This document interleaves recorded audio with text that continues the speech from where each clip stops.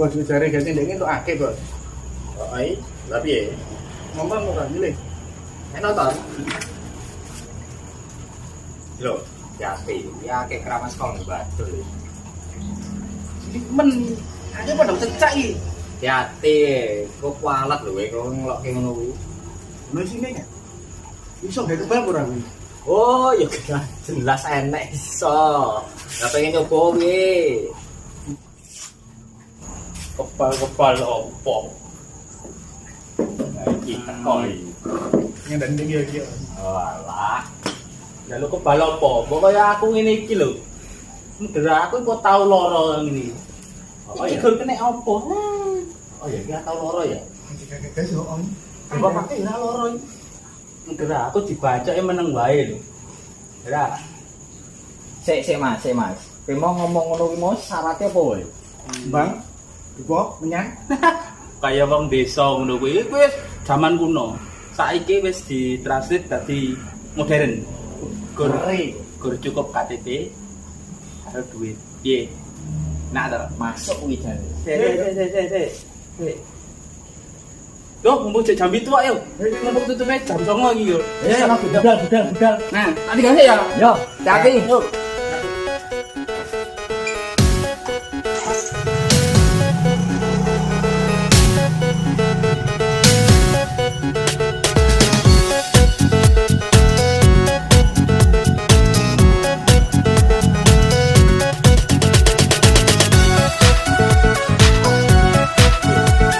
Ngopo Jon? Kok teko muni-muni? Jan cocok. Sik, lha kece bocok kok ngendi? Kuwi Enggak. dhewe. Tantangan temen kasih. Ngeri lho kowe. Kayak kancaku lho Jon, mbok tinggali ngopo Jon? Kowe jane nek opo ta Jon? Terus lunga-lunga wong loro ngerti-ngerti padu dhewe. Oh kancamu kowe lho takono teko. Kuwi ane jampur aja nungi teh mau ngekon-ngekon ngejak-ngejak. Bar mbok tinggali terus piye karepmu kowe iki? Iki nang ono dilingi. Oh, tenang sik. Sik, makjane mau bocah nganti iki mau. Kok Oh. nganti mulih geger kaya ngene iki mek nganti. Ora masalah kuwi le. Lah mau jaluke kebal. Ah. Gen ora lara. Ah. Ya wis to, tajakne puskesmas lho. Iki ngokno iki. Kok ning puskesmas to, Jon? Lho, lah piye to, Jon? Ki mau jaluk kebal. Lah bareng tak terke kok dhek malah lunga. Aku ngisi formulir meh tak nggo suntik kekebalan tubuh lho. Gen ra kena virus lho. Iki kan zamane virus, Jon. Cara cetong, ndra kowe. Iki, lu kono kancamu iki. Sik nang rasa salah lho, iki kancamu iki. Oh lah kocro kowe Jon. Kemplu kowe. Sing dimaksud Erik mau kuwi kebal terhadap bacokan. Kebal jotosan. Ora masalah kebal imun tubuh. Ngerti apa ora kowe iki? Ya tak kira ya kuwi ya mudengku kebal-kebal kuwi ya piye nek. Iki duduk jawab kita. Gemes aku.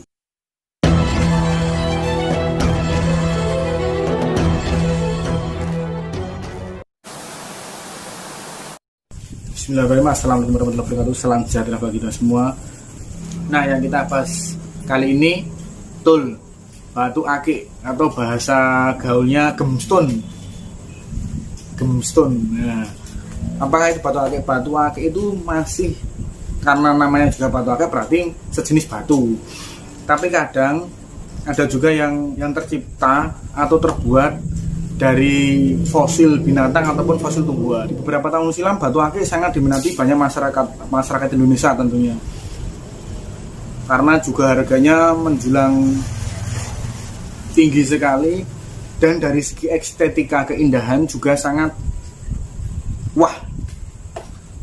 Tapi selain segi itu juga ada segi lain yang membuat banyak masyarakat ingin memilikinya. Segi apa itu? Betul, dari segi magis atau segi mistis, goib, klenik,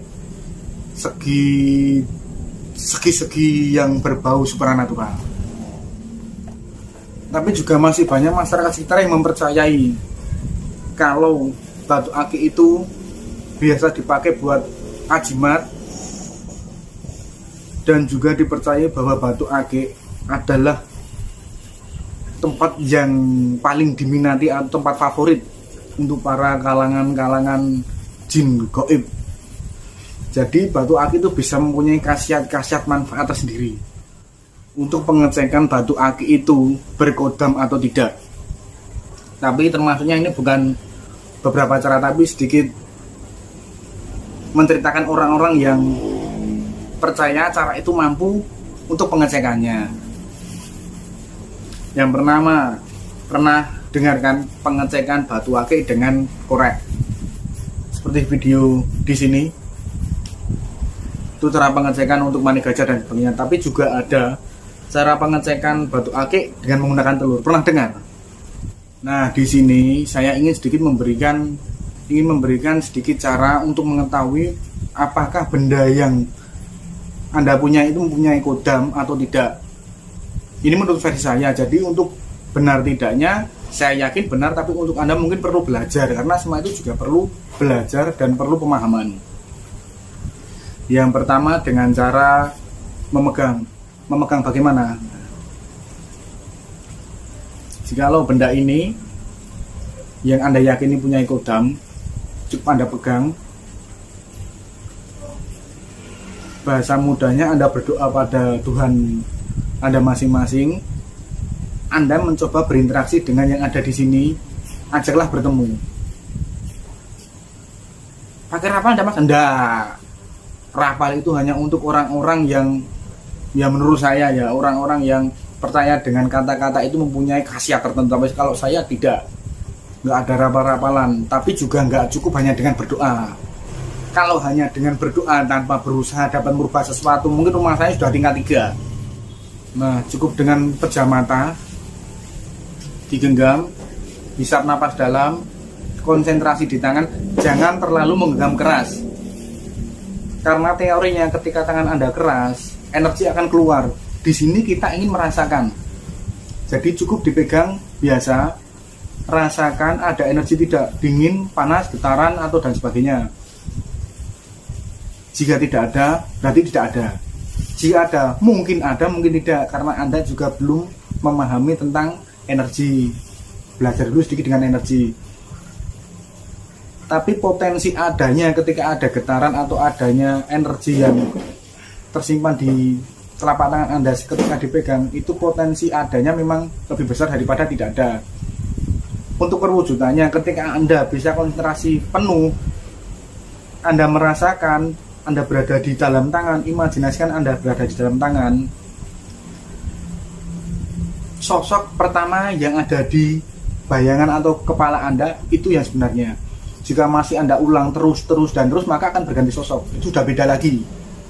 Bukan jin yang ini, tapi yang ada di pikiran kita masing-masing. Dipaham? Versi yang kedua, versi orang Jawa, tapi ini memang sedikit ampuh. Lebih ampuh dari yang tadi, karena tadi perlu konsentrasi maksimal. Ini tidak perlu maksimal, tapi cukup dengan tekad atau keyakinan. Di bawah tidur, dipakai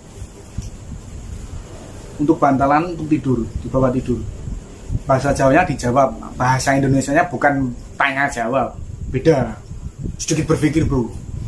Istilahnya mengajak interaksi, walaupun Anda tidak dengar dia berbicara apa, ajalah interaksi yang ada di dalam.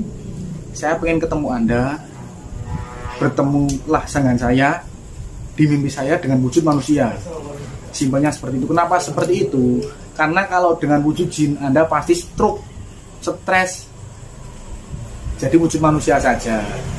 Kalaupun dia ada, dia mendengar Anda, dia akan berwujud manusia. Sebenarnya jin-jin itu enggak semuanya buruk kok. Ada yang slow, ada yang welcome. Tergantung kita bagaimana. Terus versi ketiga, ini versinya lebih ke konsentrasi dengan bagaimana taruh benda yang Anda yakini ini mempunyai kodam di salah satu titik lah. Pandang terus, usahakan tempat sunyi, usahakan Anda sendiri, usahakan juga cahaya agak redup, remang-remang lah, jadi nggak gelap. Kalau gelap Anda mandangnya bagaimana, kan nggak bisa. Gelap Anda mandang benda delalah sing Delalah.